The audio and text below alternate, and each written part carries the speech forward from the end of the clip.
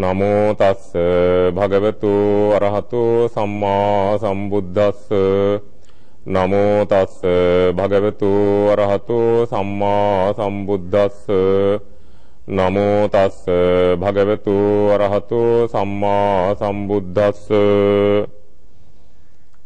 ගුණවත් පින්නතුනි, අද හිමිදිරි පාන්දර අප සූදානම් වන්නේ අපේ ජීවිතයට වාසනාව ළඟා කර ගැනීම සඳහා බුදු පියාණන් වහන්සේගේ ධර්මාවවාදයක් සිහිපත් කරගන්න.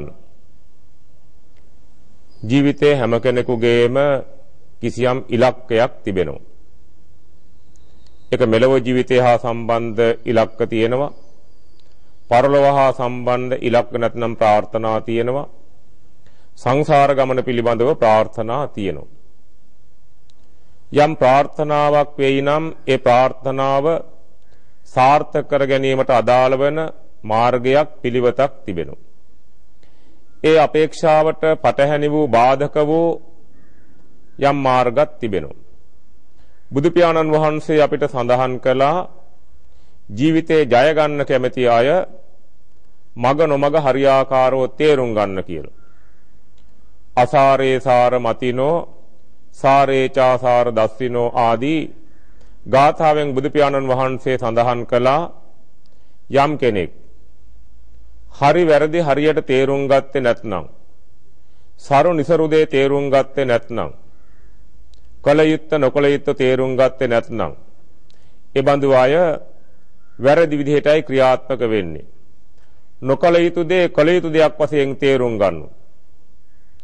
නරක දේ හොඳ දෙයක් වශයෙන් තේරුම් ගන්නවා. හොඳ දේ නරකයි කියලා හිතනවා. කල යුත්ත නොකල යුතුයි කියලා කල්පනා කරනවා. එහෙම වැරදි විදිහට තේරුම් ගත්ත පුද්ගලයාට තමන්ගේ යහපත් වූ උදාර වූ අපේක්ෂාවන් මුදුන්පත් කරගන්න අවස්ථාවක් ලැබෙන්නේ නැහැ. මෙලොව ජීවිතය ගැන අපි කල්පනා කරලා බලනවා නම් මෙලොව ජීවිතයේ සාර්ථකත්වයේ සඳහා අපි අධ්‍යාපන කටයුතු සාර්ථක කරගන්න ඕනේ. අපි යහපත් ආර්ථිකයක් ගොඩනගා ගන්න ඕනේ. හොඳ සමාජ වටපිටාවක් ඇති කරගන්න ඕනේ. ඒ වගේම ගිහි ජීවිතයට අදාළ සාර්ථක විවාහ ජීවිතයක් ගොඩනගා ගන්න ඕනේ. මේ හැම කාරණයකටම සුදුසු නුසුදුසු පිළිවෙත් තිබෙනවා.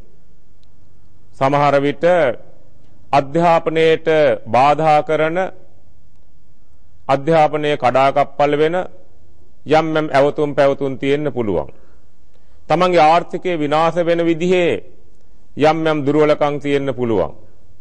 ඒ වගේම සතුට, සමාදානය, සන්තෝෂය ආරක්ෂා කරගන්න බාධා වෙන යම් යම් පිළිවෙත් තියෙනවා. ඒ නිසා අපි ජීවිතයට මුහුණ දෙනකොට මේවා හරියාකාරව තේරුම් ගැනීම ඉතාමත් වැදගත් වෙනවා. ඉගෙන ගන්න දරුවෙක් තේරුම් ගන්න අවශ්‍යයි තමන්ගේ අධ්‍යාපනයේ සාර්ථක කරගන්න අදාළ ක්‍රියාකාරකම් මොනවද? තමන්ගේ අධ්‍යාපනයේ බාධක වෙන ක්‍රියාකාරකම් මොනවද? ඒවා තේරුම් ගැනීම අවශ්‍ය වෙනවා. ඒවා තේරුම් අරගෙන තමන්ගේ අධ්‍යාපනයේ සාර්ථක කර ගැනීමට හේතු වන ක්‍රියාකාරකම් අනුගමනය කළොත් පමණයි ඔහුට එහි සාර්ථකත්වයක් දකින්න පුළුවන්කම තිබෙන්නේ. ආර්ථිකය පිළිබඳවත් ඒ වගේ. ගෘහ ජීවිතය පිළිබඳවත් ඒ වගේ. ඒ නිසා බුදුහාමුදුරුවෝ සඳහන් කරපු විදිහට අපි යම්කිසි කාරණයක් පිළිබඳව තීන්දුවක් තීරණයක් ගැනීමට පෙර හිතන්න ඕනේ, කල්පනා කරන්න ඕනේ. පාසල් යන දරුවෙකුට දරුවන්ගෙන් යම් හිතවතුන්ගෙන් යෝජනාවක් වෙන්න පුළුවන්. සමහරට ඒක මත්ද්‍රව්‍ය භාවිතය හා සම්බන්ධ දෙයක් වෙන්න පුළුවන්. වෙනත් සමාජයේ වැරදි ක්‍රියාවක් වෙන්න පුළුවන්. ළමා කාලේ, තරුණ කාලේ සිත් ඇද බැඳ ගන්න ආකර්ශනීය යෝජනාවක් වෙන්න පුළුවන්. නමුත් එබඳු යෝජනා බාර ගැනීමට පෙර තමන් ඉගෙන ගන්න ශිෂ්‍යයෙක් වශයෙන් කල්පනා කරලා, තමන්ගේ කාර්යභාරය පිළිබඳව කල්පනා කරලා තමන් හිතන්න ඕනේ මේ කාරණය මගේ අධ්‍යාපනයට සාර්ථක වෙයිද? මට විභාගයේ ජය ගන්න මේක බාධාවක් වෙනවද? මගේ පාසල් ජීවිතයේ ඉදිරි ගමනට මේක උදව්වක්ද බාධාවක්ද? මෙහෙම කල්පනා කරලා බලලා යම් තීන්දුව තීරණ වලට නිගමන වලට එළඹෙන්න අපිට ශක්තියක් තියෙන්න ඕනේ.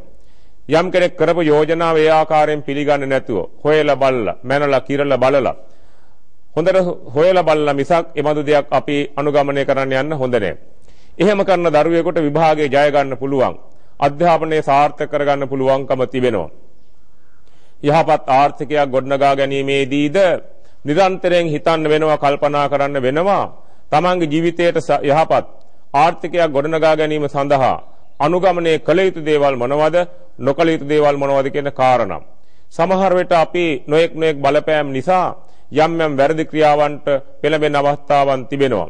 සුරාවට නැඹුරු වීම, සූදුවට නැඹුරු වීම, යම් යම් දේ සල්ලාලකම් ආදී දුසිරිත් වලට නැඹුරු වීම තමන්ගේ ජීවිතයේ ගමනට ලොකු බාධාවක් වෙන්න පුළුවන්. ඒ නිසා බඳු දේවල් පිළිබඳව හිතලා කල්පනා කරලා කියපු තරමට, තව කෙනෙක් අනුගමනය කරපු තරමට ඒවට මැදිහත් වෙන්නේ නැතුව හොයන්න බලන්න. මේක මාගේ මෙලොව ජීවිතයේ සුවයට, සැපයට, වාසනාවට, දියුණුවට, මගේ පවුලේ ඉදිරි ගමනට මා මේ ගන්න තීන්දුව, තීරණය, මේ වැඩපිළිවෙල කොච්චර සුදුසු නැද්ද කියලා හිතන්න ඕනේ. ඒ වගේම සරුනිසරු මංමාවත් හොයාගන්නකොට පරලෝ විශ්වාස කරන අය හැටියට අපි තමන්ගේ සසර ගමනට තමන් අනුගමනය කරන පිළිවෙත් කොච්චර සුදුසුද නැද්ද? බෞද්ධයන් වශයෙන් අපි හැමදෙනාම නිවන් දකින දෙයක් සසර ගත කරනකොට දුගතියෙන් මිදෙන්න, සුගතියටපත් වෙන්න කල්පනා කරනවා. ඒ නිසා තමන්ගේ සිත, කය, වචනය කටයුතු කරන අවස්ථාවලදී මා මේ ගන්න සිතවිල්ල, මා මේ කියන වචනය, මා මේ කරන්න යන ක්‍රියාව මට මරණින් මතු යහපත් තැනකට යාමට බාධාවක් වේද? මේ මා දුගතියට පමුණවන තැනක් වේද? මා කරන මේ ක්‍රියාවෙන් මට සුගතිගාමි වෙන්න පුළුවන්ද? ඒ විදිහට කල්පනා කරලා බලන්න ඕනේ. බෞද්ධයන් වන හැම කෙනෙක්ම සසර දුකින් මිදීමයි ප්‍රාර්ථනාව. නිවනයි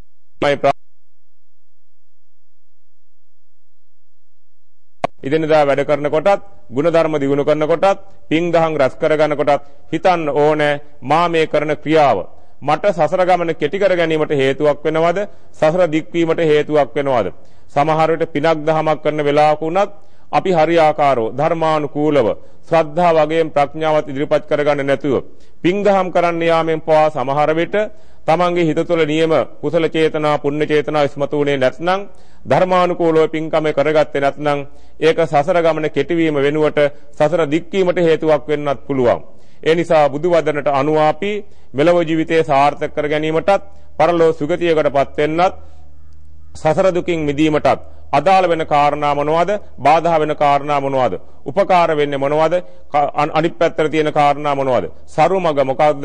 නිසරු මග මොකද්ද කියලා තේරුම් අරගෙන නිසරු මගෙන් ඈත් වෙලා සරු මග ගමන් කරලා මෙලොව ජීවිතයේ ජය ගැනීමටත්, පරලෝ සුගතියකටපත් වීමටත්, සසර දුකින් මිදීමටත් අදිෂ්ඨානයක් ඇති කරගන්න අනන්ත බුදුගුණ බලයෙන් ඔබ හැමදෙනාට ඒ සඳහා ශක්තිය, ධෛර්යය, වාසනාව උදා වේවා කියලා ප්‍රාර්ථනා කරන්න.